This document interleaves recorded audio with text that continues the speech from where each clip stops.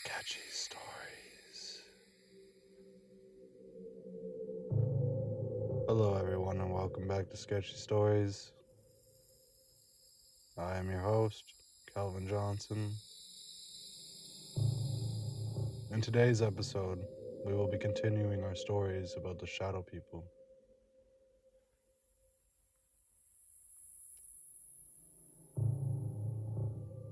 It's 2014. I and my sister had just rode down to Iowa with my grandfather, who had drove from northern Minnesota to get us, so that we could go there about a day earlier than the rest of the family.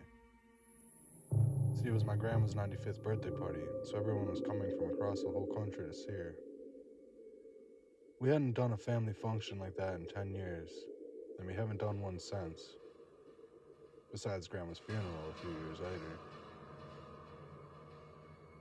Now back to the main story. As I was saying, we arrived in Iowa. It was my grandfather, my sister, and I.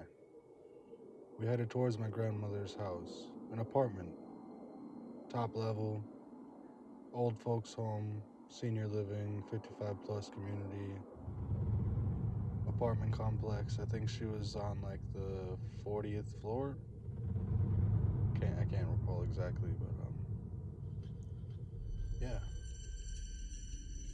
So we were headed up there to meet with grandma.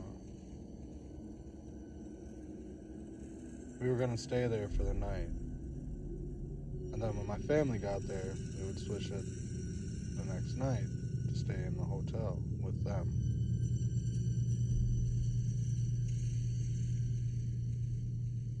See, we wanted to go out early to have extra time with grandma before all the family was there and she was too distracted. But lo and behold, my grandpa wanted to go to the bar. So, where did we go?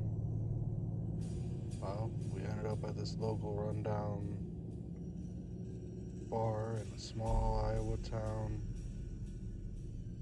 And who else decides to walk into the bar but my great uncle, my grandpa's brother. He had family in town as well, coming over to visit great grandma.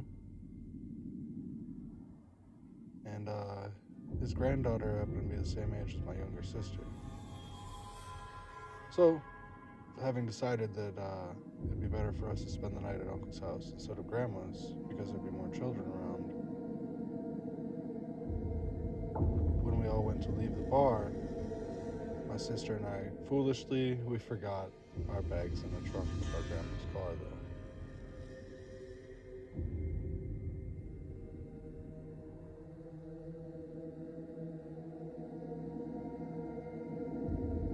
Now, I've never been to this uncle's house before.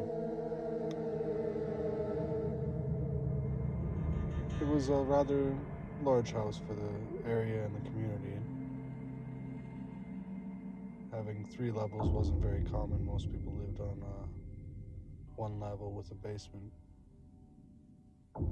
My sister would be staying with her cousin up in the bedrooms upstairs on the 3rd floor, and I would stay on the couch in the basement because everywhere else was taken.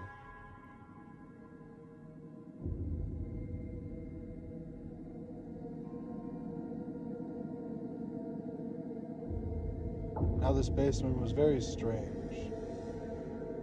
My sister and our cousin and I had explored it during the day already. She showed us it because she's familiar with the place and would go there often. But when you go downstairs, the staircase is against the wall, and parallel to it is the couch. Underneath the stairs is the bathroom. You can see into the bathroom from the couch if the door is open, with the couch directly facing the bathroom and the wall that's underneath the staircase. If you decided to walk into the bathroom from there, there was another door parallel with the door entering the bathroom. It would exit to a small hallway that led through to another door. And if you walked through that door at the end of the hall, through the doorway would be a workshop space with a bench directly across from the doorway along the wall. If you followed the bench all the way to the left, there'd be another door. If you walked through that door and take an immediate left down the hall, there'd be another door that would open up to a laundry room. These were all narrow hallway-like rooms. See, the family room in the basement kind of sat in the center and the right corner, and this hallway kind of wrapped left and around the living room. So in the laundry room, there was a door that led back to the living room, and if you opened that, you'd be right at the side of the couch. So basically, the doors all led in a giant circle back to the living room. Later on in the night, my sister and cousin were upstairs getting ready for bed. I was in the basement, had set up a blanket and pillow on the rocking chair recliner that was in the corner, next to the couch facing the staircase, and the bathroom door to the left of the TV that was underneath the staircase. The laundry room to the left of the couch.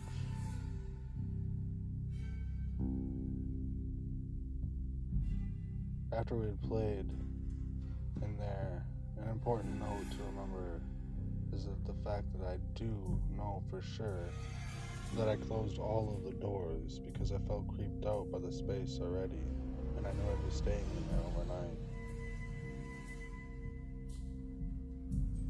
I personally closed all the doors during the daytime,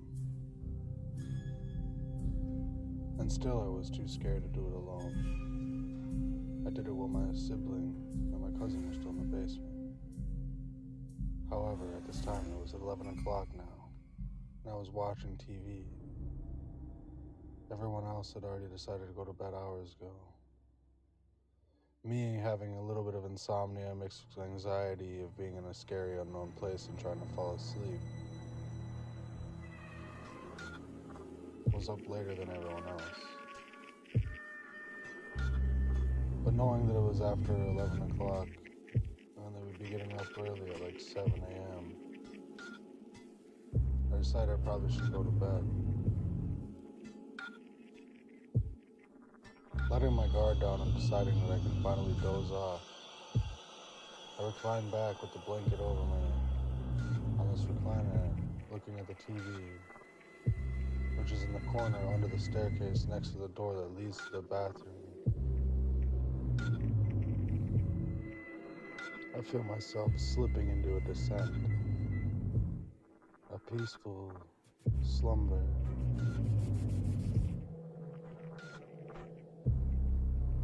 And then a loud noise. I don't know where the sound came from, but it sounded as though somebody was trying to push the handle on the toilet and the sink turned on. I looked with my left eye, kept my right eye closed. It appeared that the light was on in the bathroom too, so clearly someone was in there. There was other family members staying at the house. It's probably somebody that was drinking later into the evening and needed to use the bathroom, but the other one was occupied by somebody else that was drinking or something. So I proceeded to let my guard down, calm my nerves. And that's when I decided to look at the clock. The clock, which is on top of the TV next to the bathroom door under the staircase. It read 3 a.m. That's when the bathroom door I was facing next to the TV under the staircase slammed open. Now the door opens inwards, and the one behind it slammed open. I could audibly hear the next door to the laundry room slam open, and finally, the door leading back to the living room slam open. Fully expecting somebody to be there, I cowered in fear. With the door open, there was no one in sight. The bathroom light clicked, and all the doors slammed shut at once, simultaneously. I was so freaked out and petrified, I started to have a panic attack. Trying to calm myself down, I started to move upstairs. Terrified of what was behind me, I ran so fast. I slammed my knee into the staircase so hard, but I didn't care. I slammed that basement door shut behind me, not worrying if I woke anyone up.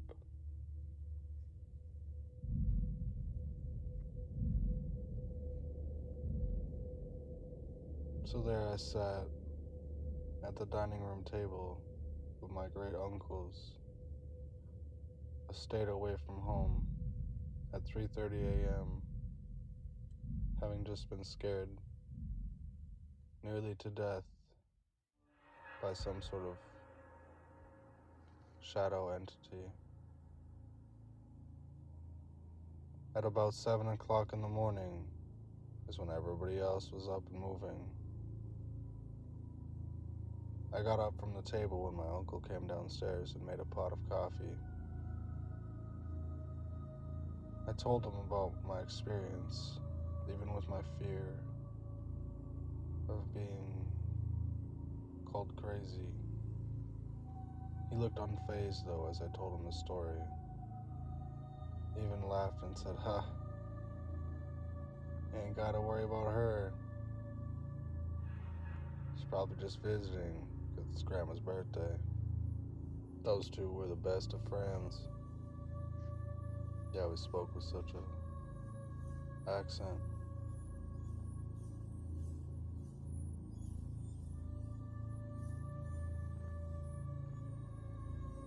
In a strange coincidence of events, while we were driving back home to Minnesota, just my parents, my two siblings, and I,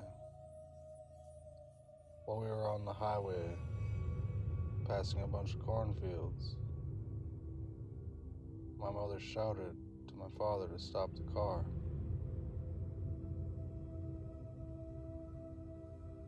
He pulled over as fast and safely as possible. My mom nearly pulling my dad out of the car, and he's 3 times her size. She jumps out the car all frantic. They're staring, pointing at the sky. That's when my father comes back to the car and grabs his camera. They start taking a bunch of photos or something. We're on the side of the highway, in the middle of Iowa, on the border of Minnesota, next to a bunch of cornfields.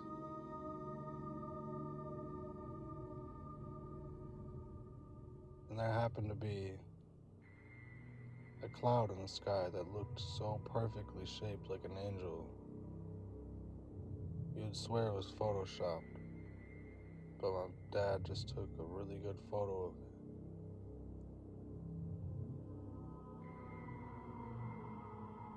We got back on the road and continued home.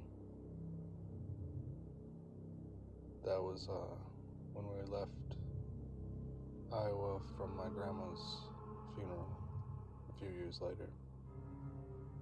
I have no answers to you know, what I saw in the basement, although my uncle seems to believe it was his wife. But, yeah. That's actually going to wrap up episode 6. Appreciate everybody, as always, for watching until the end. If you did, go ahead and give a like down below. If you got any suggestions for videos and topics, please leave a comment in the comment section. And as always, if you have any stories that you would like to share or artwork, I'll be leaving the email on the screen right now. Aside from that, thanks for watching. I hope everybody has a great rest of their Friday night. And yeah, peace.